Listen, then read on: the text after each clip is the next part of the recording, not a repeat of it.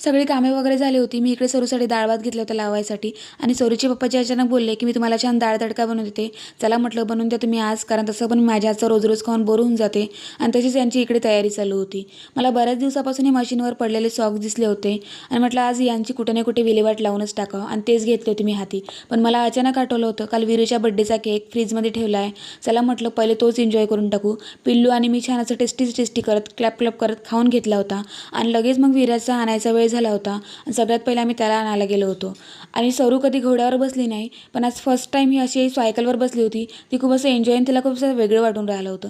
वीरूला वगैरे घेऊन आलो होतो स्कूलमधून आम्ही, आणि नंतर थोडा वेळ सरूसोबत वीरूसोबत मी असं म्हणजे मस्ती वगैरे केली आणि थोडा आराम केला. नंतर लगेच 4 वाजता मी चाय ठेवला होता इकडे करायसाठी, कारण मग संध्याकाळच्या टाईमला बराच पाणी विजा वगैरे खूप येते आणि लाईन पण जाते, म्हणून पटकन स्वयंपाक घेतला होता करायसाठी.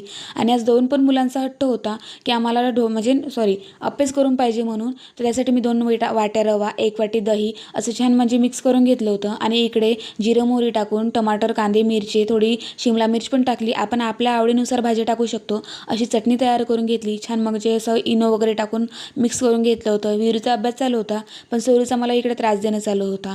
लगेच मग अप्प्या पॅनला मी छान असं तेल वगैरे लावून घेतलं होतं. आमचे अप्पे अशी रेडी झाले होते. स्वयंपाक लवकर झाला होता म्हणून सरू, वीरू आणि मी आम्ही जेवण करायला बसलो होतो. माझ्या पिल्लूला तर माझ्या हातचं सगळंच काही आवडते, म्हणून प्रत्येक वेळेस ती मला टेस्टीच करते. चला भेटूया नेक्स्ट ब्लॉगमध्ये. Bye bye.